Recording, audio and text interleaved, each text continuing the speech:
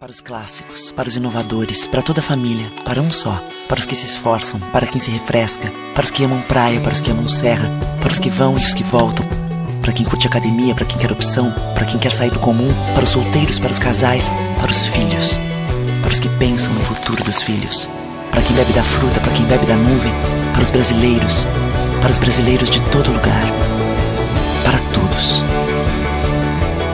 Coca-Cola Brasil.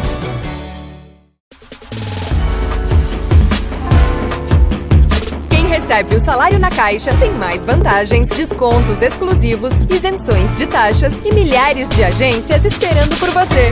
A Caixa vem que tem. Quem tem mais de 65 anos não pode. Quem tem menos de 18 anos não pode. Mulheres grávidas não podem. Diabéticos não podem. Quem já teve hepatite não pode. Quem tem tatuagem recente não pode. E você? Qual o seu motivo para continuar de braços cruzados e não ir doar sangue? Seja um doador. Uma campanha do Banco de Sangue do HPS.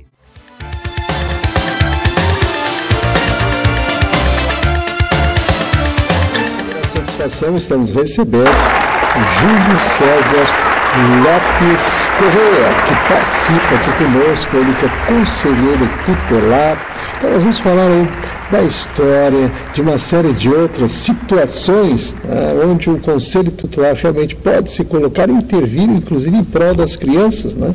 E os aspectos depois do Estatuto Criança e Adolescente também vamos aí trazer algumas informações. Tudo bom, Júlio? Tudo bem. Quero dizer que essa situação é minha, né, e acredito que, em nome do Conselho Tutelar de Porto Alegre, nossa, de podermos participar de um programa e de podermos colocar para a população em geral o que é o Conselho Tutelar, quais são as nossas atribuições, qual é o papel do Conselheiro Tutelar e qual é o nosso trabalho, né, diante da defesa dos direitos da criança e do adolescente, principalmente agora, como eu tinha te falado antes, a gente tem a grata satisfação de estar nessa história, né, na primeira gestão. Fizemos uma pausa e agora retornamos novamente. Então vamos falar justamente disso, do Conselho Tutelar e da questão histórica, né, que foi o primeiro conselho instituído dentro do país, a forma como foi elaborado, enfim, vamos aí passar essas informações para o público que está aí ligadinho com a gente.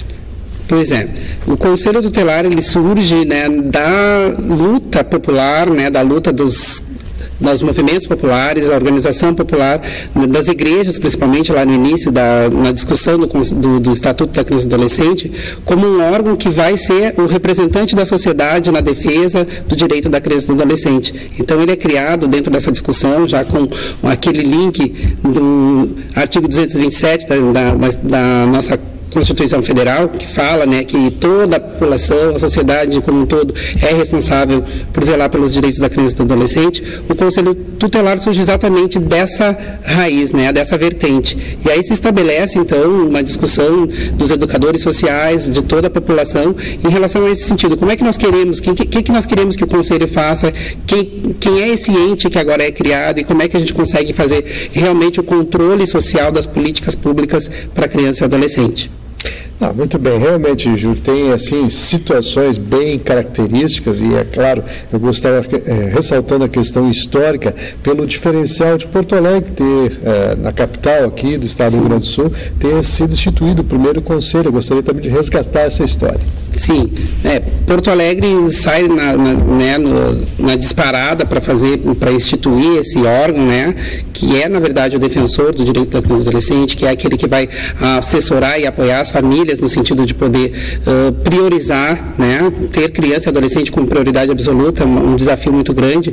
E lá em 92, quando começou a se discutir essa questão, né, como é que nós vamos fazer, como é que vai acontecer, né, eu era bem jovem naquela época, né, hoje já não sou mais tão jovem quanto, mas a população mesmo, da onde eu trabalhava como educador social, né, e a população mesmo foi sugerindo, na época chamavam de tio Julinho, né, lá do Centro Infanto-Juvenil, Centro de Promoção do Menor naquela época, e isso hoje caiu, porque a gente também entende que a palavra em si carrega um estigma muito grande.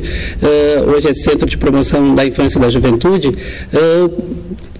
As pessoas, os pais, a própria direção do centro começou a instigar para que a gente se candidatasse, para que a gente pedimos um trabalho, né?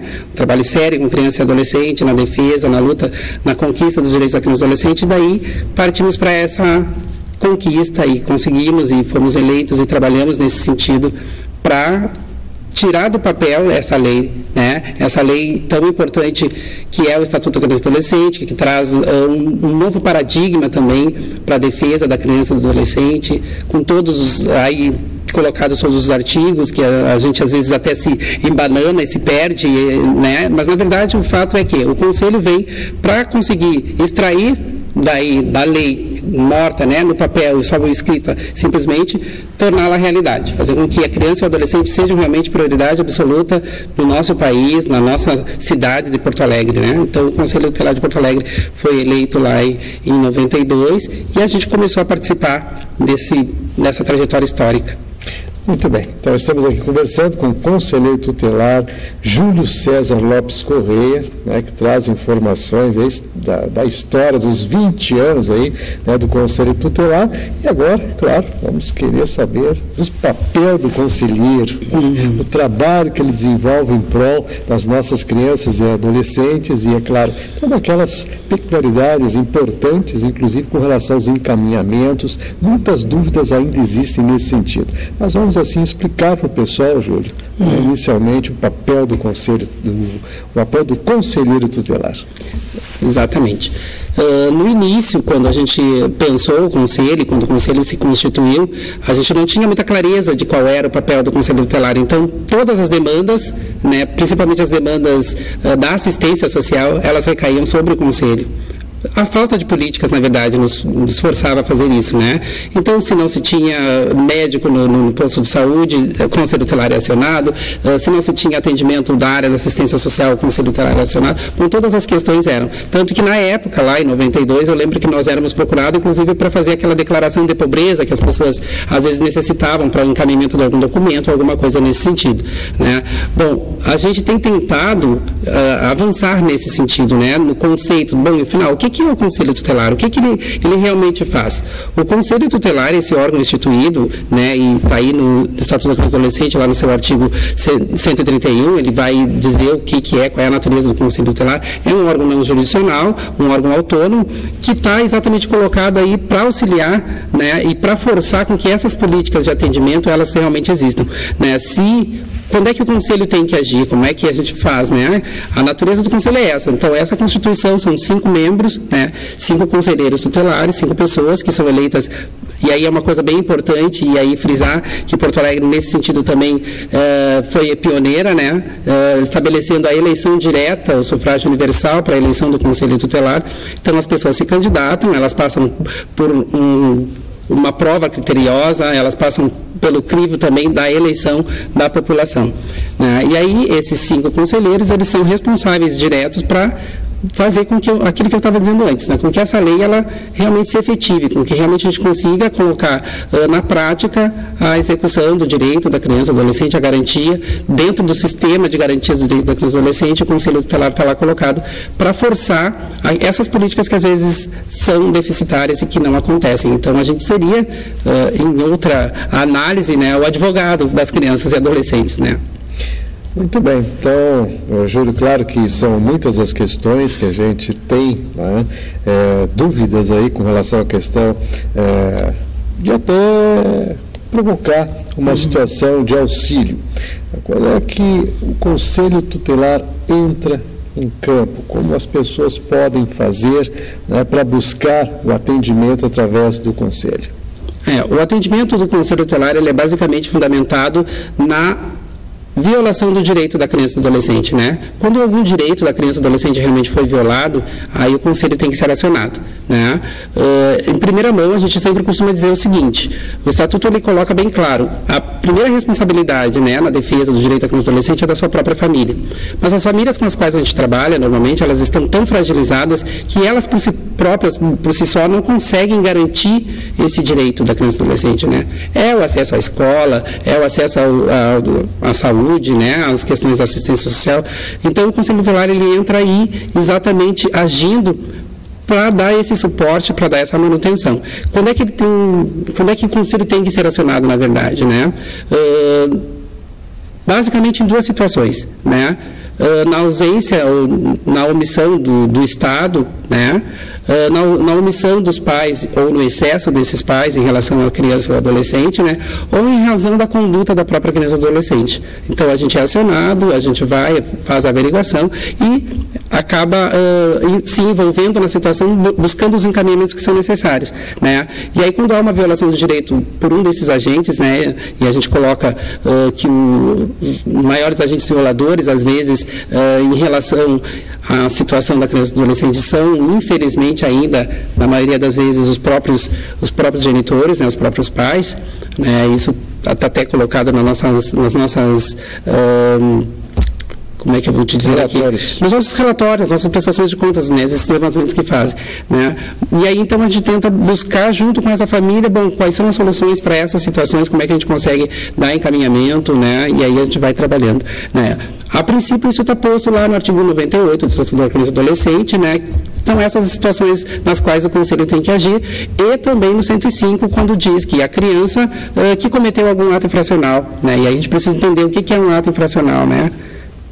E entender um pouco o que é essa situação, quando a criança realmente passou do limite e cometeu alguma coisa que causou dano para alguém ou para uma outra pessoa. E nesse caso, Júlio, como é que é feito o encaminhamento? Que ela falou da questão da criança quando comete algum delito, tá? Algum crime, alguma infração, melhor dizendo. Né? Então, como é que as pessoas fazem essa denúncia? Como é que eles devem proceder? Pontualmente, né, quando eu digo que a gente tem que entender o que é um ato infracional, existe, assim, às vezes, no imaginário das pessoas, e eu não sei se, de repente, a falta de entendimento, ou falta de esclarecimento, e aí eu trago a responsabilidade para nós, enquanto Conselho Tutelar, e para todos os agentes que trabalham no sistema de segurança, de esclarecer o que é um ato infracional, na verdade.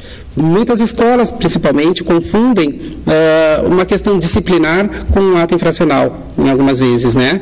E aí o Conselho acaba sendo acionado e a gente chega lá e a gente vê que, bom, qual é o encaminhamento para essas situações disciplinares? É sentar, é conversar, é buscar orientação, né? As escolas têm os orientadores, a gente busca trabalhar em parceria com as escolas, numa rede de atendimento, que a gente, né, coloca assim como rede de atendimento, e é importante que a gente tenha entendimento do que desencadeou aquilo ali, né? Tentar ver um pouquinho a história dessa criança, né? Não o fato em si, mas sim o que está interligado, como é que se chegou a essa situação, né? Como é que essa criança chegou a cometer o que nós chamamos de ato infracional, né? Então, é importante a gente poder perceber o que aconteceu, tentar entender o que houve e se acercar dos serviços que são necessários. Aí, realmente, quando há uma dificuldade de lidar com essa situação e a gente percebe que, às vezes, há uma dificuldade nesse sentido, a gente intervém, a gente tenta ver e a gente chama a família, a gente notifica os pais para tentar entender o que está acontecendo com aquela criança ou aquele adolescente,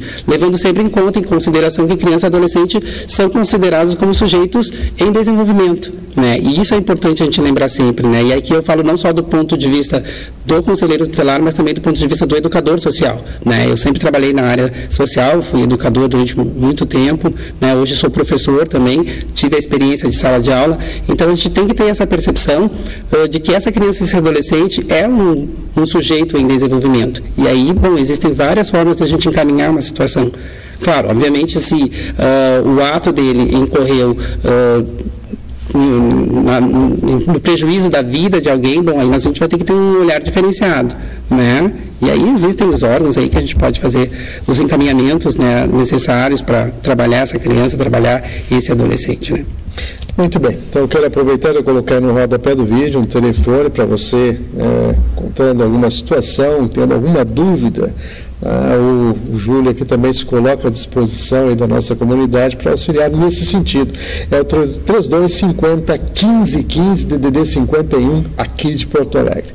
Então, Júlio, vamos agora falar da questão que é o marco também, a questão das regiões, a distribuição geográfica do Conselho, de que maneira isso realmente acaba fluindo e acontecendo dentro das ações do próprio Conselho e dos conselheiros tutelares. Uhum. A previsão, né, que tem, assim, legal, é de que exista um conselho para cada 200 mil habitantes, mais ou menos, né? E a gente sabe que Porto Alegre, bom, ela é enorme, né? Ela já está quase uma metrópole, digamos assim. E, então, Porto Alegre, hoje, existem 10 conselhos, né? 10 regiões, o Conselho Tutelar de Porto Alegre, que atuam diretamente nessas questões, né? Auxiliando as famílias, orientando as famílias, aconselhando pais e responsáveis, trabalhando junto com as escolas, nas redes de atendimento. Então, Porto Alegre está dividida nessas 10 regiões, né? Eu, particularmente, sou da Restinga, né? A Zona Sul de Porto Alegre, nós temos um conselho, a nossa sede é lá, né? Esse telefone que tu citaste agora é o telefone da minha região, né? Então, é o telefone que nós dispomos para as pessoas entrarem em contato, fazerem a denúncia. Algo que é importante ressaltar é que a denúncia ela pode ser feita anonimamente, a pessoa não precisa se identificar, né? Qualquer situação de violação de direito de criança e adolescente, entre em contato com o Conselho Tutelar, faz a denúncia e o Conselho, dentro das suas possibilidades, faz a averiguação, vai lá, faz a visita domiciliar, investiga a situação para poder dar os encaminhamentos que são necessários. E aí se acercando dos serviços disponíveis na rede de atendimento, né? Educação, saúde, assistência social e demais serviços, não é? Muito bem, então estamos aqui conversando com o conselheiro Júlio César Lopes Correia, participando hoje conosco, trazendo esclarecimentos, falando aí, né, do Conselho Tutelar, falando das questões que envolvem o Estatuto da Criança e do Adolescente e trazendo, evidentemente, uma série de orientações, né, para a nossa população, para o nosso público ouvinte, telespectador, que está sempre ligado dentro da nossa programação. E nesse sentido, é claro, Júlio, existem situações muito presentes hoje no nosso dia a dia com relação às drogas, né? Então, claro que isso preocupa todos nós e nesse aspecto nós queríamos também transmitir, né, para o público que está ligado com a gente, como é que o Conselho Tutelar, como é que o Conselheiro Tutelar está se posicionando e qual é a orientação que ele está dando para as famílias nesse sentido? A questão da drogadição ela é preocupante, né? É alarmante e eu já diria que ela é epidêmica, né? Os governos não querem dizer que é, né? Mas a gente percebe, e ontem até estava assistindo o repórter, né? Acho que era, e onde o Caco falava lá da situação das crianças na Cracolândia, em São Paulo, e principalmente nesse eixo São Paulo e Rio de Janeiro, né? Nós não temos a dimensão, né, do problema que acontece nessas grandes metrópoles, mas a gente tem um índice bastante grande de crianças e adolescentes que, infelizmente, né, acabam se utilizando da droga e acabam se envolvendo com a droga e, na minha opinião, nosso problema, assim, é investimento realmente na área da saúde. Nós precisamos investir mais na área da saúde para que a gente realmente tenha um retorno positivo, né, para essas crianças e adolescentes. Eu penso assim, quando acontece de a criança se envolver com a questão da drogadição, a dificuldade maior é do encaminhamento para a desintoxicação. Além desse encaminhamento para a desintoxicação, é a continuidade desse tratamento, né? Porque uma vez em contato com a droga, a gente sabe que a droga, tu pode largar ela hoje, mas tu vai ser sempre um dependente. E qualquer recaída é perigosa, né? Então, nossas crianças e adolescentes, elas estão à mercê, assim, nós temos problemas enormes em relação a isso, assim, nesse sentido, né, que é poder, depois que a criança, e aí eu já vou passar também um pouco para a esfera do adolescente, né, que é, na verdade, aonde se fazem essas descobertas, onde ele se aproxima muito mais da questão da droga, até por ser aquela questão da identificação com o grupo, aquelas questões que são da própria adolescência, o fulano fumou um beck, eu vou fumar também, ele cheirou, eu vou cheirar também, e a gente tenta se identificar com o grupo. A dificuldade é realmente poder fazer o tratamento posterior, né? Como é que nós acompanhamos isso dentro dessa questão, principalmente da saúde? Então, é um complicante para a gente, enquanto Conselho Tutelar, porque, e isso é uma coisa que as pessoas têm que entender, e às vezes fica meio complicado, muitas famílias, elas chegam até o Conselho Tutelar como a última porta de salvação, né? E muitas vezes nós, sozinhos, não temos a resposta para nem a solução para aquela situação, porque a gente depende que as políticas realmente elas estejam atuantes, né? Que elas estejam a contento, que elas sejam realmente efetivas, né? Então, é desafiador para a gente poder trabalhar essa questão da drogadição, né? A gente fica meio, digamos, engessado, porque a gente realmente não tem, hoje, a gente não conta com um serviço especializado, o que tem é pouco e escasso para a demanda de crianças e adolescentes que se envolvem com a drogadição, né? A nossa região tem demandado, e faz bastante tempo, um CAPS-I, né? Um CAPS, que é todo esse serviço da saúde mental com criança e adolescente, que, principalmente essas que se envolvem com a questão da drogadição, e nós ainda não temos, né? Então, nós temos 2 para atender Porto Alegre, né? As duas referências só para atender Porto Alegre, uma no PAN3, né? E a outra, o CAPS Harmonia. Então, e isso dificulta um pouco o trabalho, porque imagina uma pessoa que mora na Restinga, a família precisa fazer o acompanhamento, precisa desintoxicar e precisa dar o tratamento. Vai se deslocar daquela região para ir para outra para fazer esse acompanhamento, as famílias não vão. E a gente sabe que elas não vão, não é porque elas sejam sem vergonhas ou porque elas não sejam responsáveis ou coisa parecida, é porque elas não têm condições realmente de se locomover com tanta facilidade, né? É bastante difícil. Então, eu penso e entendo que a dificuldade em alguns encaminhamentos, e especificamente nessa questão da drogadição, para nós, conselheiros tutelares de Porto Alegre, é a questão da infraestrutura. Nós precisamos de uma estrutura de uma saúde efetiva, né, que dê conta disso, né, não só do tratamento, como também da prevenção, né. Eu costumo dizer que o Conselho Tutelar é muito mais do que um órgão executivo, é um órgão preventivo. A gente tenta trabalhar na prevenção, auxiliando as famílias, orientando, acompanhando os pais dentro da possibilidade, para que essa criança e esse adolescente não incorra, não chegue até isso, né? Esse caso da criança e adolescente estar, né, já utilizando drogas ou estar cometendo pequenos atos infracionais, né, já é, digamos assim, quando a gente não conseguiu lá na base, com um trabalho bem feito no SAS, no trabalho educativo, em todas as políticas, né, de atendimento, estancar isso. Então, acabamos perdendo as crianças, né? E outra coisa que eu percebo, assim, infelizmente, Porto Alegre pode não estar nesse patamar de Rio de Janeiro e São Paulo na questão da drogadição, mas nós temos um índice muito grande de tráfico, né? E aí é muito difícil lidar com essa situação. Realmente, inclusive, além da complexidade, é um desafio. Na verdade, você faz aqui um desabafo, né, com relação à questão, inclusive, das políticas públicas e dos próprios instrumentos que são colocados à disposição, que não surtem não atendem à demanda. Exatamente. Né, dessa necessidade. E nesse aspecto, assim, a abordagem de vocês junto às famílias, porque a gente sabe que é da complexidade e do desafio que é realmente tratar com essa temática. Sim. É preciso que as pessoas entendam, né, que os conselheiros tutelares, eles não têm a responsabilidade de serem técnicos da área, né? Então, às vezes, essa abordagem, ela se dá muito mais numa conversa, num diálogo, e aí, entenda-se sempre assim, o conselho é sempre acionado através da denúncia, né?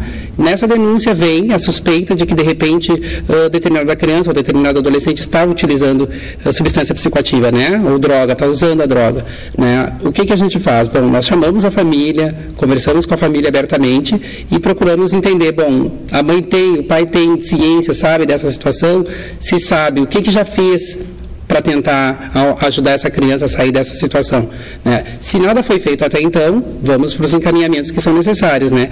Quando é um caso, assim, já de uso contínuo, claro, obviamente a gente vai buscar junto à saúde, né, junto à política da saúde, a desintoxicação e aí o possível tratamento. né? Em casos que se tem só a suspeita, né, e que não se sabe, bom, a gente vai observando junto com a família, se encaminha também para o serviço social, né? As famílias normalmente são encaminhadas para o serviço de assistência social para fazer essa abordagem mais técnica, né? E a partir dessa avaliação também do corpo técnico do serviço social, a gente pode tirar as dúvidas e concluir se realmente é caso, não só na questão da drogadição, aqui a gente está abordando a questão da drogadição, mas em várias situações, né? N situações, né? Nós temos também muitas denúncias em relação a suspeitas de abuso sexual em relação às crianças, né? E isso é estrondoso e apavorante. É uma outra situação também de limite, né? De limite. Que realmente traz problemas muito sérios e conflitos, inclusive, né, de relacionamento, dificuldade, inclusive, de abordagem. Exatamente. Aí, então, nós precisamos contar com um serviço técnico para isso, né? Quando é só uma suspeita, nós temos um recurso que nos auxilia nesse sentido, né? E acredito que a maioria da população do Porto Alegre já conhece o CRAI, que fica no Hospital Presidente Vargas, né? É para lá que nós encaminhamos normalmente essas demandas, né? Quando há uma suspeita. Mas quando é evidente, quando é uma situação evidente de estupro, bom, aí, infelizmente, a gente tem que se servir do serviço policial, fazer a denúncia na delegacia, fazer exame de corpo de delito e aí proceder os encaminhamentos que são necessários, né, para, primeiro, estancar essa violação de direito, né. Normalmente as crianças são tiradas do ambiente, né, quando a família não consegue fazer a proteção, quando, né, ou quando o violador é um dos familiares, né, se retira a criança, se coloca ela no espaço de proteção para poder dar os encaminhamentos que são necessários nesse sentido. Então, eu conversei aqui com o conselheiro tutelar Júlio César Lopes Correia, a quem agradecemos muito pela participação, obrigado pelas informações, pela mensagem.